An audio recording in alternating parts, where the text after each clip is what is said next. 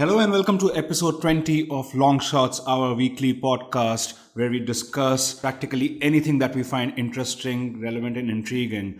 And I have with me Sharat Tupran. And before we go ahead, would like to remind our listeners that we are streaming now on iTunes, Spotify, Google Podcasts and many other podcast apps that you like and admire. So do subscribe to our channel so that you get that nice notification every time an episode goes live. As you know, we generally focus our topics on the world of business, finance, and markets. And this week has been no different. Plenty of news around ranging from scams to corruption to the budget coming up tomorrow. So would like to, get started as soon as possible. So hi Sharad, how's it going? It's very good, and I always look forward to Thursday mornings because we can record our banter. And 20 weeks is a mini milestone, I suspect. Yes, 20 weeks is a mini milestone. It's been quite a ride, I must say. I mean, I remember when we started, we used to record 10-minute episodes. Yeah, now. Then we graduated to like 30. We also did, I think, one and a half hour episode. And The best part about all that is we are catering to some of the requests that have come in from our listeners more than us going on extensive. Yes, banter. some strange souls want us to talk more, so that's always very encouraging to hear. Yeah. So Sharad, we are on Thursday, tomorrow, 11 a.m. The interim Finance Minister Piyush Goyal will announce the interim budget. Yeah, and you obviously have been tracking it very much closer than I have. And you published an article yesterday. Was it First Post or Financial Express or both? Which one was it? Yeah, it was on both, and it also let's- came on Transfin in the evening. Of course, and let's actually start talking about that piece you wrote, and maybe you can share some of your views on it, and we can take it from there. So, what is your piece about? I know it's a succinct, brief sort of a preview, if you will, and Yeah. an opinion piece. So, what are the big things that you talk about? I remember reading these three words in succession in your article: populism, populism, populism. So, for me, that was the biggest takeaway, and I think the narrative loosely would surround that. Yeah, so actually, when we were kind of talking about the budget last week, I think we kind of had a slight sense of where it might head. But then after our conversation, I obviously wanted to dig a bit deeper. And I kind of looked into primarily what was done in the budget last year, 12 months back, because I think, the budget is not just a forward-looking document. It's an incremental planning tool of sorts. So looking at what happened last year, what were the focus areas, what were the ignores, and what has transpired since then, and how that may shape what will come in the future was like my approach. Yeah, and I find that a very interesting approach because it's not seen too many times, and I see a lot of news media, mainstream news media journalism sort of gravitate to either an anti-BJP narrative or an anti-Congress narrative. This is sort of real what is happening, and you compare it across, you adjust it basically. Yeah, for I mean, whoever we, is we can involved. always go in a conversation of whether this is something this political alignment prefers, or whether the other political alignment has done something similar. That's obviously a separate discussion. But I think the key thing is to look at the present. Yeah. And I mean, instead of speculating, we might look at what has happened so far in the recent past to extrapolate that. And yeah, that was the approach. So yeah, the main areas of focus, I think last year we all know, were farmers and welfare, right? We had the aggressive push on minimum support price, MSP. There was the big announcement around Ayushman Bharat, which Yeah. is like a universal healthcare plan. And the royal ignores last year were the middle class Yeah. as well as the private sector. So if you recall, on mutual funds, the long-term capital gains tax was introduced on equities, which I remember tanked the market. Yeah, for the next 10% was it, right? Yeah. Yeah, absolutely. And then there was no relief on personal income tax, and on private sector, besides the usual spiel on Make in India, Startup India, there was actually no structural reform which was announced along the lines of be it labor, land, inputs, etc. So that was pretty much the summary, focus on farmers and welfare last year and ignores around the lines of private sector and middle class. And then if you look at what happened in the last 12 months, I think the areas of focus of the 2017-18 budget, they frankly did not really pan out well, right? I mean, we actually saw a record low inflation And this is in spite of the fact that it was a bumper crop. There were good monsoons. So I guess MSP is not really working well from an execution perspective. And Ayushman Bharat, I mean, at the end of the day, is just a 4-month old. It got implemented I mean, its implementation started in September. So it's been a little over 4 months. It's still kind of in pilot project mode. I mean, I know the FM, Mr. Jaitley wrote a long blog, not so long actually, on Facebook, commenting on the success of Ayushman Bharat after 100 days. Yeah. But, I mean, then I spoke with a couple of healthcare professionals, doctors, and asked them how's the progress been in their state. And they all said that, the FM's blog seems a bit theoretical at the moment. I mean, it's still in pilot project mode. It's not really something which has, a lot of states haven't implemented it in full. There are a lot of structural issues, with respect to the underwriting and risk sharing between the healthcare providers versus the insurance providers. So yeah, those two have been kind of blanks. Yeah. So do you think in terms of, I'm speaking from my personal sort of interest, but do you think long-term capital gains tax, LTC, like, do you think there'll be a reversal at all, or do you think that will be too earth-shattering and too dramatic? But would you be surprised? Let's put it this I way. think, since the last year's thing was kind of not a very, I mean, what was communicated was not really delivered in terms of the focus areas. Yeah. Plus, what was ignored anyways did not pick up. Like, even if you look at private sector, I mean, if you look at the industrial data, IIP data in December was at a record low. And, there's this continuous rate differential kind of angle going on with the US. US rates are going up and up and up, and rates in India are on their way down. I think there's a rate cut expected now, especially after the low inflation data.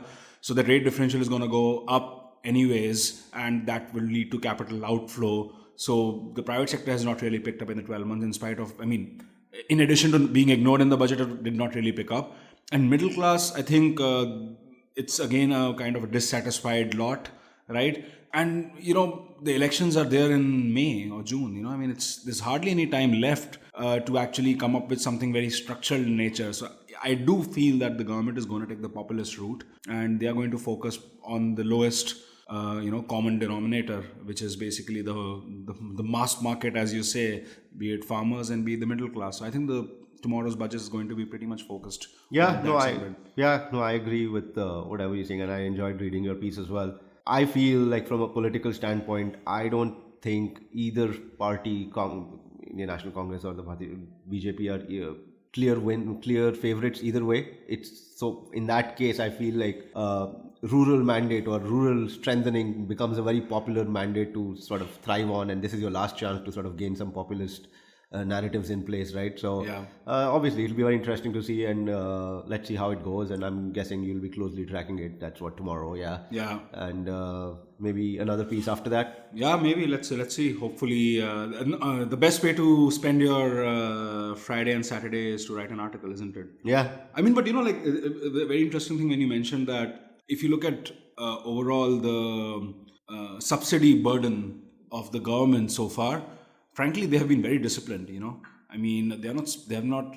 If you look at the fertilizer subsidy bill, if you look at wage subsidies, through the rural employment generation scheme, it has not really gone out of whack. Yeah. So, plus, you do recall how the government is kind of trying to pull in the RBI, SEBI, other regulators to give them more and more dividend, right, before the election. So I think they're kind of developing a kitty for the SOPs. Yeah, So that's something very that interests me a lot. Yeah. Classic, textbook budget definition of sort of balancing the books. If you go the very root of budget is like Yeah. actually balancing the books, and this is what it is, right? They're trying to strengthen their balance sheets and coercing into public sector banks and issuing one-time special dividends to actually giving back some through buybacks or shareholder buybacks or whatever it is, yeah. right? It's strengthening your books, and we've talked it extensively on sort of RBI. So tax SOPs for taxpayers and buybacks for investors. Investors, right? So that metaphor, I think, sticks here. Yeah. So it'll be interesting. And another thing that we would sort of be closely watched, I guess, is if anything said around GST, because although it, like you alluded to last time as well, like now there's an independent body which looks at it, so it sort of gets divided in terms of attention. But there have been conversations about GST and refining it further from whatever slabs they have, getting rid of one bracket completely. But let's see. I mean, we can speculate as much as we want, but at the end of the day, tomorrow it'll be, I guess, wait and watch and see what it is. And political mileage is obviously a key underlying factor for them, so you got to use that lens to view it, right? Right. I mean, and in GST, like if you look at in taxation overall, right, the accruals on indirect tax have been below expectation. Yeah. Right. And the accruals on direct tax have been, I think, above expectations. Those are the levers in the hand of the government, right? So there might be some, I would say, positive tax rationalization on the direct tax side. On the GST, I doubt if they are going to spike up rates. Yeah. But yeah, then it's a question of whether they kind of rationalize it to internally and, kind of cater to some certain segments of businesses, be it traders, be it small businessmen. Yeah. But how they do it, I mean, I don't know whether that will be part of the budget tomorrow or that's going to be a separate piece. Yeah. But yeah, those are the levers they have, right? Yeah, no, it'll be interesting, and I look forward to tomorrow and hearing it. And I would like to take this opportunity to move on to our next topic of discussion. Right. And because we extensively talk about budget and GST, and also another thing that happened in this regime was demonetization. Right. And there were some transactions being made after demonetization, which showed up in the newspapers, which has got Z losing some of its market value through share price erosion. About rupees 13,000 crores, yes. Crores in market cap they lost after some sell-off. And what exactly was happening there?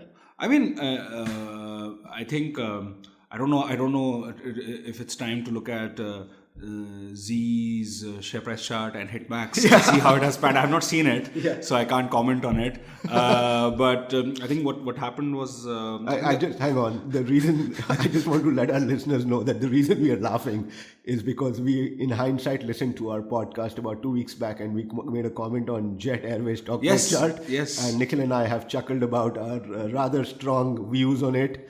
And so it's an internal joke that's played out between Nikhil and myself, and this is just for our listeners to know. Yeah. Coming back to Z stock price chart, I haven't looked at it. Obviously, there's a massive downswing in last week. Yeah. But yeah. I mean, I think what triggered it probably was there was a story from The Wire on 24th of Jan, which spoke that SL Group, which is the parent promoter-led group of Z Entertainment, they have links with this entity called Nityank Infra Power, which is being currently investigated by the Serious Fraud Investigation Office with regard to a 3,000 crore deposit they made post demonetization. A post being like a couple of days after, right? After. So that kind of was one linkage with respect to SL Group in terms of. So I mean, Nityank is a pretty interesting case because it kind of comes across as a classic shell company. It's not really. There's not much business activity, but it keeps on getting loans from different entities. So there were two allegations that The Wire made. One was that 1,000 crores from Nityank actually were given to a SL Group associated company. And the second allegation was that, if you recall, there was this Videocon D2H Dish TV merger. Yeah. And SL made a payment to Videocon through Nityank. Yeah. Right. So that kind of links it up. So I mean, on the face of it, you might think 3,000 CR deposit case through the Serious Fraud Investigation Agency and a slight linkage to SL Group. Why does it lead to a 13,000 crore drop in market cap? But what happened was that as soon as the story came out, the lenders of SL who had lent to the promoters using listed companies of the SL Group's shares as collateral, they started shorting the stock. Yeah. So they started, the classic margin loan, right? Where you borrow money from someone and to securitize it, you give some listed shares. Yeah. Right. And very normal trader behavior. But it's a very risky form of lending, right? At the end of the day, I mean, that's why like the margin in the lending itself is that if the share price is worth 100, you're going to lend at a margin below that. Correct, to kind of put a buffer on top in case tomorrow the market tanks. Yeah. So the bank started selling off. And that led to Subhash Chandra, the promoter of Z, to come up with like an open letter. It's a very interesting document, it's like a 2-pager where he like goes into this existential rant on how he has made mistakes, and Including the Videocon DTH, he says it was one of the worst transactions he's made or something. yeah, so he made 3-4 points. One was that he regretted making bad bets on SL infrastructure. Yeah. Then secondly, he was kind of complaining about D2H acquisition, how it went wrong. And then thirdly, he was talking a lot about unsustainable debt that he had taken over. But if you kind of just step back from all this noise, what I think kind of comes across, and this actually came very well in this piece on Bloomberg by Andy Mukherjee. I love that guy. He writes exceptionally well. I would definitely invite our listeners to check his work. But he kind of commented that this is a classic case of short-term lending to finance long-term assets. Yeah. So if you look at Z, you might think entertainment, content, media, but they are into infrastructure. They are into all sorts of long-term projects, which they are funding with short-term wholesale loans. Yeah. And there's obviously a classic asset liability mismatch there. Yeah, and this is one of the things that Corporate Finance 101 teaches you, right? To match your sort of capex profiles with your lending or debt profiles, right? To sort of fuel one of the other. I mean, banks do that, but that's the core business model of banks, right? I mean, banks typically raise short-term deposits and give out for long-term lending, right? But banks have entire ALM teams who are doing that for a living, who are making sure that their asset side is hedged properly and their cash flows are matched. Insurance companies also do that to a great extent. But when you have corporate conglomerates doing that, there's always that underlying risk. Yeah. And on top of that, the ILFS storm hit, and thanks to that wholesale funding in the short-term spectrum, the cost of capital spiked up. Yeah. So suddenly you have these long-term assets who are probably not performing as good as you envisaged, and your short-term financing has gone up the roof. Yeah. And then your lenders start shorting the stocks which they have used to lend you the money in the first place. Yeah. So that's pretty much the premise of I think Z's falling in recent times. Yeah, and they need, I mean, sort of a segue, but now that they're sort of doubling down or betting, the next big bet they're making is in the content sphere. Right. And that also is very You mean in the OTT? In the OTT domain, right? I mean, they already have a product there, but they want to sort of get into original programming. And that, again, requires a lot of capital. Yeah. And I'm pretty sure debt will be a big piece of the capital raise or funding mechanism, right? Yeah. So all these things are very important. They're intricate because they do need money. Yeah. And let's see how that goes. And it'll be funny if 5 years, 6 years down the line, Mr. Subhash Chandra writes another piece and says he was too late to the content game. And then he says that I made some bad bets, including getting into content when it was one of the most competitive landscapes around. We'll see. I mean, I think, in terms of, I get it, the diversification is good. I mean, I get that, right? That you need to kind of hedge your bets. Yeah. But I often feel, and this is very common in promoter-led groups in India, as well as I think startups to some extent, that, to chase growth, people spread themselves too thin. They go into like 20 different directions and they don't execute any of them properly, right? It's very interesting you say that. We've talked about it at a startup level as well. And I remember reading this paper by one of the professors from NYU Stern. I can't remember who it was. Damodaran? No, it wasn't him. Otherwise, I would have remembered. But he was writing about about growth. Yeah. And he was making an argument that when people say growth, most businesses are guilty of thinking of only top line growth as growth, but focus should be on bottom line growth as well. So one way is to sort of grow revenues, like you're saying, diversifying into all kinds of weird areas. But is that translating into bottom line growth? Right. Is your cost base structured enough or lean enough to drive bottom line growth? Because at the end of the day, that's what shareholders care about. I mean, textbook definition, right? Plus, I think it's a cyclical issue, right? I mean, if you look at, for instance, Amazon, right? Classic growth story example. Yeah.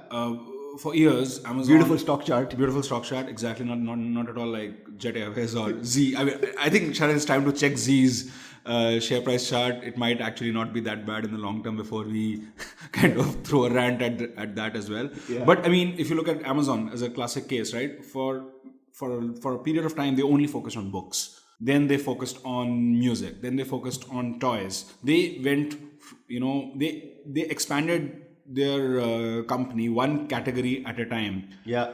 And Z has a beautiful share price chart. I do welcome our listeners to check that out as well. Beautiful, because it is also range bound, I would say, but in a completely different way. I would invite them to check it out for themselves. There is at least one sort of period where you could ride the curve. Yes, there is, right? There is. 2003 to 2018, you would have made money. Yeah, now for it's, sure. now Now it's sort of anyone's guess, but I'm not a technical expert and not from that school of thought, so who knows? But yeah. So yeah, I mean, like in Amazon's case, they kind of diversified category over category. Over 20 years, they kind of took the entire e-commerce domain. And yeah, after that, they started diversifying into content. They kind of, they developed that financial moat around them over years before they kind of went into a new category, right? Yeah. Whereas I think many of the promoter-led groups in India just preemptively go, they are then touted as being aggressive, quote unquote. Yeah. But then they very quickly realize that they have kind of burned their fingers. I mean, even Reliance Industries, which is probably a very diversified group, it went into telecom only, I don't know, like a few years back, right? Prior to that, I mean, they kind of have really monopolized the petroleum and refinery business. And with tons of free cash flow generation. Yeah. When startups do it without any free cash flow, it's a different beast. But Exactly. Sorry, yeah, go on. So, I mean, they kind of reached that saturation level in their vertical. And after that, they diversified. Right? Yeah. And so that's why I think that, I mean, even if you look at SL or Z or, ILNFS, I mean, the writing is on the wall, and it kind of is coming out. I mean, last 2 decades have been periods where I would say private sector financing has been untrammeled, so to say, thanks to risky lending and thanks to political interference. Yeah. But as a result of that, now all of these assets are on a downward swing, and the trust in the system is broken. Yeah.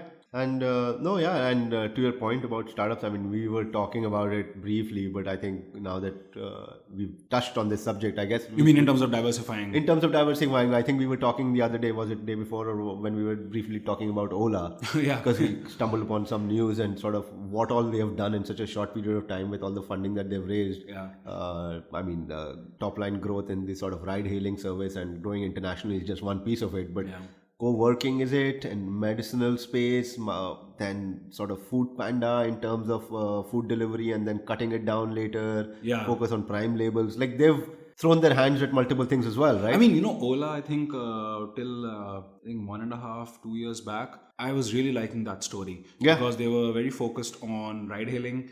They were like, okay, let's do international expansion. Let's go into EV mobility. Yeah. I was like, okay, all are associated businesses, right? Yeah. And okay, let's see how they execute.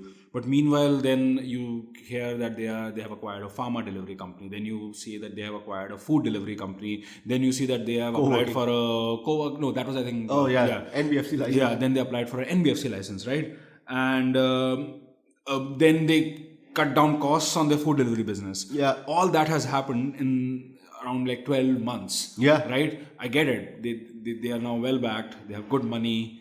But where's the execution, right? I mean, you need to kind of execute in at least 1 or 2 categories well before you go into... It seems like, they are just chasing new growth areas, trying to find the unit economics or a scalable business model, right? Because I think in their core business, the biggest strategy right now is discounting. Yeah, and that's true. I mean, that's all sort of the Indian ecosystem, Indian startup ecosystem is so heavily dependent on discounting, which is good for consumers.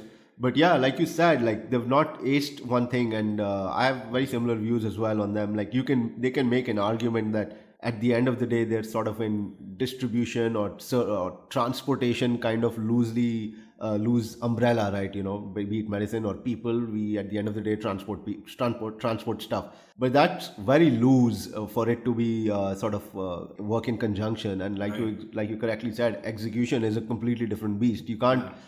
It's trying to chase top line growth, and that chase will never end. At some point of time, you've got to translate that into strong unit economics and bottom line growth. Because I get the logic behind delivery, but delivering a human being is very different from delivering a medicine, from very different from delivering your pizza. Yeah. Right. I mean, they have very varied cycles. They're Different very risk varied, profiles.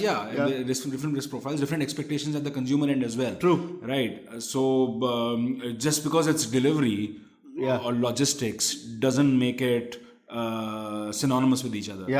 No, I think it's one of the textbook examples of chasing growth, top line growth. Who knows? I mean, maybe it helps them in raising another round by by showing top line growth, be it acquisitive, organic, or whatever it is. At the end of the day, if they can make their top line numbers look good, maybe it helps them. It's a different game, I guess. But I mean, lately I'm not also, sustainable. Yeah, I mean, you remember we recalled we kind of had this discussion around the great Indian middle class, right? We kind of started with a 300 million number, and then we compared to China.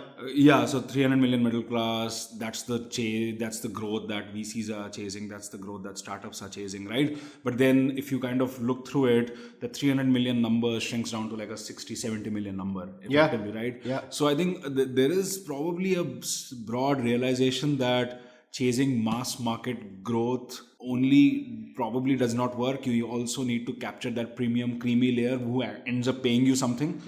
But it's still a narrative in progress. It still has not sunk in the wider ecosystem, right? Even though probably every unicorn, even if you remember by just unicorn, I recall we were discussing about Jio, right? Like Jio, typical mass market player. Their average revenue per user is actually not that low. It's not. It's in line with the other guys. In fact, it's probably last quarter I think it was higher. 140. Something like that. Something like that, right? I mean, they also are realizing that at the end of the day, in spite of the sea of humanity in our country, there are there is a small slither of people who actually have the affordability to pay for these kind of premium services, especially when the scale has been achieved and discounting is no longer a viable strategy. I mean, how long can you compete on discounting, right? I mean, eventually it runs out, the firepower runs out. And that's one of the reasons, I mean, completely different company, but that's one of the many reasons that I really like Netflix when they moved to India. They were very clear that we are not here to discount and lose $12 or $13 when translated to Indian rupees on a monthly basis is significant. But they sort of did not undercut it to grab market share. Despite competition from Hotstar, like we have 30 OTT players in the country. Right. They sort of said that we'll stick to our value proposition. It's for it is a premium product. You pay for a premium product. We're not going to dilute our margins and in the global landscape. So I like that story, and I think that works. So let's see what the Indian 7, 8 or whichever how many ever unicorns we have and how they sort of leverage that narrative. Because right now, like you said, it's so discount driven. They're all it's just like, even when I look at the food delivery services, sometimes like you can get food delivered for $60-70 now. It comes to your doorstep. I don't know why the unit economics, how strong or sustainable they are. There's a promo code every now and then, and it's good for us, it's good for consumers, so can't complain. But in terms of business ecosystem, like I don't know, sustainability question marks are massive overhangs, I guess. But like, is the Netflix premium story a premium story from day one? Like I haven't gone through the corporate history. It's like in India or globally. No, it has been a premium story. They're from day one. They're never. I'm not going into sort of the blockbuster sort of Reed Hastings model, but when they launched the OTT landscape, they were sort of very clear that it's going to be subscription driven, not an ad supported network, and it will be not cheap. And like people are cost sensitive everywhere. Like it's not a Indian narrative or a not European. It's everyone is cost sensitive, and $10-11, and gradually they've increased prices. They made a 33% increase in price point last month, right? I mean, earlier this month. So they've, I think, been very clear about it. Even when you read their transcripts or hear them interview on their Reed Hastings or Ted Chandra or whoever it is, they're clear that we are not here to dilute our margins or value proposition. Right. And we are going to continue investing heavily in content. And when you invest so much, we got to raise the prices. It's as Because I simple was as that. wondering, is that a first mover advantage game that they kind of aced? Because if you look at obviously like Amazon and Netflix are pretty different Yeah. companies, right? But Amazon, I think, always had that mass market, price sensitive, customer centric view from day one. Yeah. Whereas Netflix had a premium positioned view from day one. Yeah. Amazon, it kind of grew on the wave of being the first one on the block. Yeah, on the e-commerce side, In the e-commerce side. And at a particular scale, they started squeezing out retailers, they started squeezing out vendors and increase their margin. And now they kind of serve everyone, right? They serve the premium, they serve the mid-level, they serve the low-end